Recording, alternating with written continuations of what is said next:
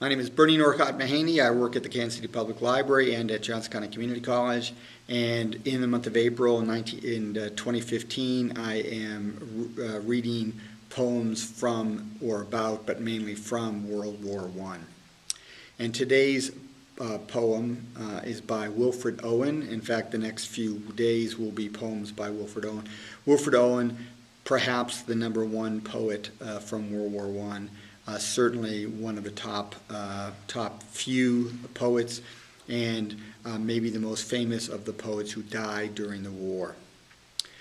He died on November 4th, 1918. His dates are 1893 to 1918. He died in November 4th, 1918, only a week before the armistice was declared. So there's some irony in his death. Owen was opposed to the war. I mean, initially he was for the war. You know, he joined up in the patriotic fervor like so many others. But when he got there, the horror of war, it was so different from the way it was portrayed that he very much was opposed to it. Now, he was a good soldier. He did the right thing as far as fighting goes. He didn't desert his post or anything like that. But he also was very upset with people who would preach this patriotic mumbo-jumbo and get people into war, and when in fact it was nothing like the dreams that people peddled. So Owen, at any rate, was back in England. He met Siegfried Sassoon, who was in England in a psychiatric hospital because he had been declared insane or having a breakdown after he publicly declared his opposition to the war and tried to see if he could get movement towards some sort of peace declaration in 1917. Owen himself could have stayed in England. He had a post there. He had been in France, but he came back to England briefly. He could have stayed there, but because Sassoon was out of the war, he felt that it was important that Sassoon's voice still be heard, and Owen basically picked up the banner of Sassoon and carried on that voice of opposition to the war, even while participating in it. And this is the poem that I think he's best known for, called Dulce et Decorum Est, is probably how he pronounced it.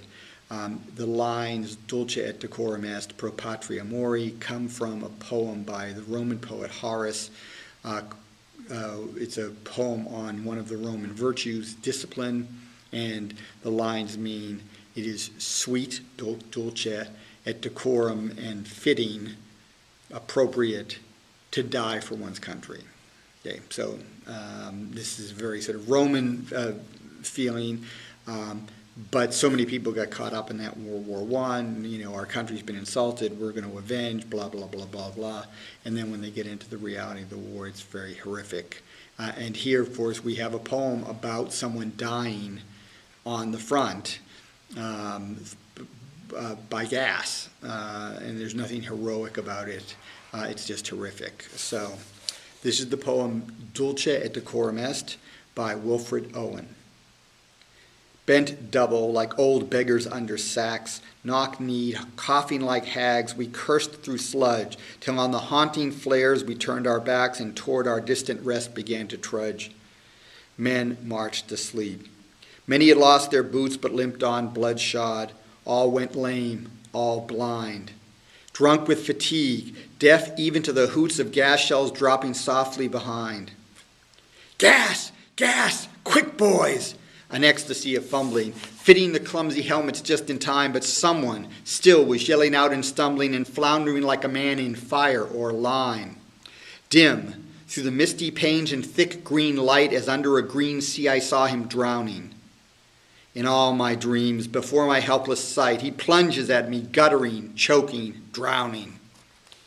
If in some smothering dreams you too could pace behind the wagon that we flung him in and watch the white eyes writhing in his hanging face like a devil's, sick of sin, if you could hear at every jolt the blood come gargling from the froth-corrupted lungs, obscene as cancer, bitter as the cut of vile, incurable sores on innocent tongues, my friend, you would not tell with such high zest to children ardent for some desperate glory the old lie, dulce et decorum est, pro patria mori.